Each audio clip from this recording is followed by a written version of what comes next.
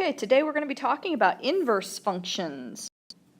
So what you should learn, by the end of this lesson, you should be able to identify two functions are inverse functions of each other, use graphs of functions to determine whether functions have inverse functions or not, use what we're going to call the horizontal line test to determine if functions are one-to-one, and then learn how to find inverse functions algebraically. So we've got a lot of different types of things that we're going to be learning in this lesson, and we'll do a lot of practice stuff in class. So let's first talk about inverse functions. Inverse functions are formed when we swap the inputs and outputs of one function. So the input of one function becomes the output of our other function, and the output of our first function becomes the input of our second function. So it's like swapping our x and y values.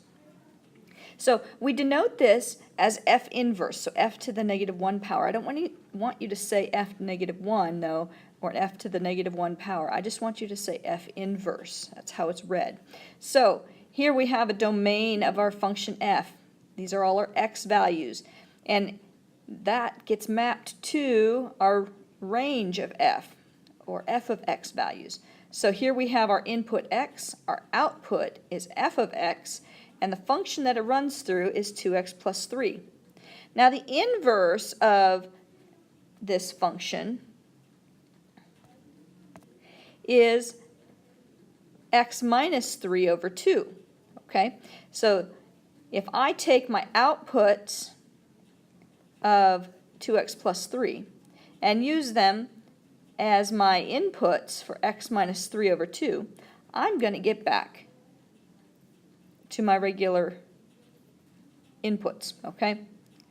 So my outputs of the inverse are the same as the inputs of my first function, okay? Hopefully that makes sense and I didn't just confuse you. Okay, so let's go and talk about the definition of inverse functions. We are going to let f and g be two different functions. And we want these functions to be structured so that if I input g into my f function, I get x. And if I input f into my g function, I also get x. Okay? And what this would look like was, say, f of x was equal to 2x plus 3, and g of x was equal to x minus 3 over 2. I could input all of g into my f function. So f of x minus 3 over 2, okay, which would equal 2 times x minus 3 over 2 plus 3. All of that would cancel out to equal x, okay? So that's what I'm talking about. Now, when we are able to do this, then my function g is known as the inverse of the function f. Conversely, f is also the inverse of g. Okay, so they are inverse functions of each other. And the function g, or the inverse function, is going to be denoted by f to the negative 1 power. And this is read as f inverse, okay? So, a function whose input is its inverse equals x. And an inverse whose input is the original function also equals x. This tells us that the domain of f must be equal to the range of its inverse, and the range of f must be equal to the domain of its inverse. So we're swapping x's and y's, okay? That's the fancy language for that. So we want to be able to verify that functions are inverses of each other, and we can do that knowing that f, if we take f and we input the inverse function, we should be able to solve and get x. So we can use this to test to see if functions are inverses of each other, okay? So here is my f function, right? And my inverse, I wrote that backwards. My inverse would be my g of x function. Maybe. We're testing to see. So we need to test to see if f of x minus 3 over 2 is equal to x. This is what we're testing. So my function definition for f, though, is 2x plus 3. So f of x minus 3 over 2 should equal 2 times x minus 3 over 2 plus 3, right? Well, 2 and 2 cancel, so I'm just left with x minus 3 plus 3. And then these cancel, so I'm left with x. So yes, these two are inverses of each other. Does that make sense? Hopefully. So we can actually put these in and solve, and if we get x, then yes, they're inverses of each other. Let's look at graphs of inverses as well. Inverse functions, graphs of inverse functions are reflections over the line y equals x. Now the line y equals x is this line right here. So this is the line y equals x. And when we reflect something over the line y equals x, what we're doing is we're saying I'm going to count over to that line, however many. And so this is a nice easy one. I can count over 2 and down 2 and get a point on that same line. Likewise, I can put another point on here, maybe right here. I can count over 1 and down 1, and it reflects like this, okay? So these points are the same distance away from that line, okay, from each other. So this distance equals this distance. This distance equals that distance. And remember, distance is perpendicular from your geometry. So that's what that is. Now, in order to actually do this, we count over the same number of spots. And I'm going to erase some of this here so that we can put some more things in here and you can see this for real. So if I'm looking at this point here, I'm going to count over about 2.5 little units, and then down the same amount to get to this point here. Now, one thing we haven't talked about is checking to see if the function that we get from reflecting our first function over the line y equals x, checking to see if that new function is still a function, okay? So we still have to make sure that our resulting inverse function is still a function, okay? Okay, so here we're going to teach you how to find inverse functions graphically. We kind of did a preview of that on the last slide. So our function is going to be f of x equals x squared, and that is this function right here. And we want to reflect it over the line y equals x, which is this line here, to find our inverse function. So we see when points are on the line y equals x, they are going to be on our new function. Okay, so we need to look at other points to find out where they would be. So we could maybe look at this point here, the point 2, 4. If we count over 4 units, and it's just half units because 1 is from here to here. So count over 2 and down 2, we will find our new point, right? And if we want to maybe look at this point here, right?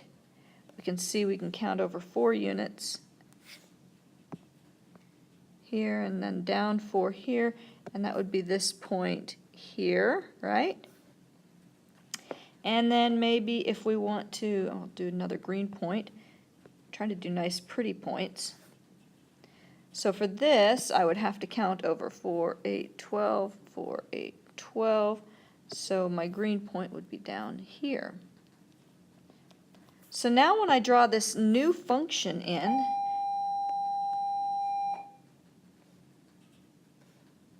let's get a good purple color going.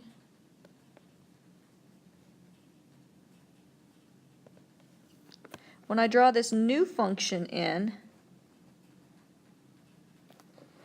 we're seeing that it's going to look exactly like the other function. Okay? Now, I need to do the vertical line test on this purple function to make sure it is still a function. Okay? And if we look and see, we can see that it's clearly not a function. So we have a problem here because we took the inverse of x squared and we got something that was not a function. Now, that is because we got that, we need to look at how we can limit what we do, okay? Because think about it. What do we know the inverse of x squared is? Well, the inverse of x squared we know is the square root of x, okay? Now, we know that we cannot take the square root of negative numbers, right? And that is showing in this graph by no part of the graph being in this area. But we also know that we're not going to get negative numbers out of a square root either, okay? So what we really need is to be able to erase part of this. What we really need, and we know that the square root function only really applies like this, and this is how it looks. That's an arrow here that I'm trying to draw, okay? So what we are doing when we take the inverse of an x squared function, we are really only looking, we're limiting our domain. We're limiting our domain to things that are positive because we know we can't take the square root of a negative number, right? So we're limiting on our domain to be able to create this new function, okay? So we can only look at from 0 on to positive infinity, okay, in our domain of our x squared to be the output of our new function, okay? So, as we saw with our function f of x equals x squared, not all functions produce inverses without domain limitations. But we have a special category for functions that have inverses without having to have those domain limitations, and they are called one-to-one functions. So we have relations, right? And they either go in the function of the category of not a function or a function. And then we have types of functions, and one type of function is one-to-one. Okay? So one-to-one functions happen if each value of our input corresponds to exactly one value of our output. Okay? So we say that a function f has an inverse if and only if the function is one-to-one. Okay? So x squared does not have an inverse for all of x squared. It only has an inverse for part of x squared. But a function has an inverse for the whole function if it is one-to-one. We have a test for this. It's called the horizontal line test. Okay? Because the definition of one-to-one is that each input has its own output, and each output has its own input, okay? And there aren't any extras left over. What this means is, since each input only has one output, I can reflect that over the line y equals x and get something that is still a function, okay? So, if I look at my test, at my function, and I say if I draw a horizontal line through it and it intersects at more than one point, then it does not pass the horizontal line test, and it is not one-to-one. So the whole function does not have an inverse. Okay? So let's see what this looks like. So here my original function is going to be black, and my inverse is going to be red. Okay? So if I look at this first black function and I say, is it one-to-one? Can I put a horizontal line through it and only have it cross at one point? So yes, this is one-to-one.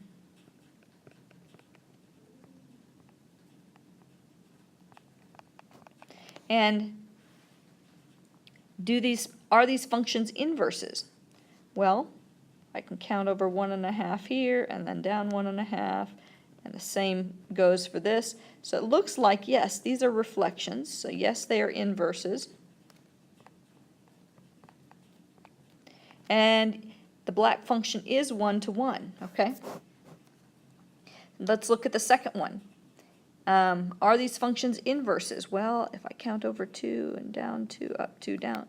So yeah, these kind of look like they're inverses of each other. If I fold the top function over the line y equals x, I get the bottom function. It's a reflection, okay?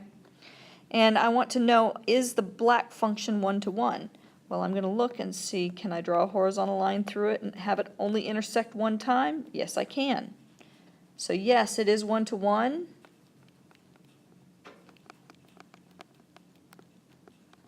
And yes, the functions are inverses. Now, looking at this third one down here, are the functions inverses? Yes, they are inverses, but like we saw, they're reflections of each other, but the resulting function is not a function because it does not pass the vertical line test, right? So if a function does not pass the vertical, or if a relation does not pass the vertical line test, it's not a function. So these two are not inverses because the resulting function does not pass the vertical line test. Is the black function 1 to 1? Well, if I put a horizontal line through this, I can see that it crosses in two spots, every place except the vertex, and so it is not 1 to 1. Which means if we want to find the inverse of a function like x squared, a function that's not 1 to 1, we would have to do a domain limitation in order to find that inverse, okay? So the last one, let's look at this. Our black function is this function right here. Is that function and the red function, are they inverses of each other? Well, they don't look like each other, do they? One's really wide and the other's really skinny. So no, they are not even inverses of each other. But is the black function 1 to 1? Yes. So it does have an inverse. And if I were to look at this, I could see, I've got a, I'm going to zoom in on this here. And if I look at this, I can see that I would have points on my new function here and here and here. And if I looked at point 5, this point here, and reflected it over, I would get this point about right here. And if I looked at point 5 here and reflected it over, I would get that point right there. So connecting all these points, my inverse would end up looking like this, okay? So that's what this function's real inverse would be, not what was drawn with this red function here, okay? I hope this is starting to make a little bit more sense to you, what a graphical inverse of a function looks like. So now we want to find inverses of functions algebraically. So the first step that we're going to do is to use the horizontal line test to determine whether our original function is even going to have an inverse. If it does, we're going to look at our equation. It should have an f of x equals something. We're going to take that f of x and write y instead because we know that y and f of x are the same thing. So then we should have a y equals something. And let's look at this. If our original function, we're going to say that's equal to x plus 4, okay? And then we're going to swap f of x with a y. So we would have y equals x plus 4. Now we're going to swap our x's and y's. So we would have x equals y plus 4, right? And we want to solve for y.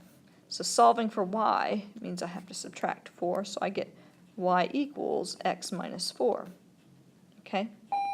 Now I'm going to take this y and put f negative 1 of x in there. So our inverse of x plus 4 is x minus 4.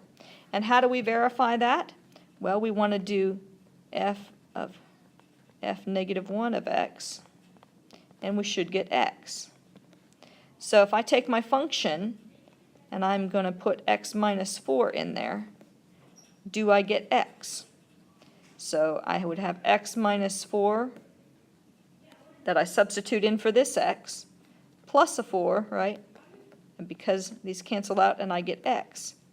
Yes, we know that they are inverses of each other. Okay? So we're going to do that with one more complicated fraction or function here. Remember, we're going to take our f of x and we want to perform the horizontal line test by graphing it. And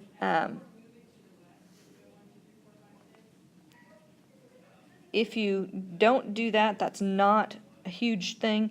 We can actually just try to find the function, the inverse of the function, without doing that as well. So I'm going to take my f of x and I'm going to replace it with y. So I have y equals x minus 3 over 7.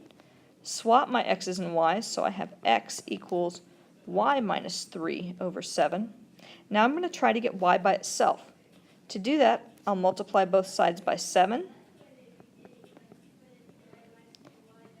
add 3, so y should equal 7x plus 3. Okay? And y is my inverse. Okay? So now I want to check to see, does f of its inverse equal x? So if I have f of 7x plus 3, does that equal x? So I'm going to take 7x plus 3, substitute it in for that x, minus 3, and divide by 7. And that is going to give me 7x over 7, which is x. So, yes, x minus 3 over 7 and 7x plus 3 are inverses of each other. So, you should now know how to verify that two functions are inverse functions of each other, and you should understand the definition of inverse functions. You should be able to use graphs of functions to determine whether functions have inverse functions. Okay? You should be able to use the horizontal line test to determine if functions are one-to-one, and you should also know what one-to-one is. And you should be able to find inverse functions algebraically. We'll practice a lot of this in class.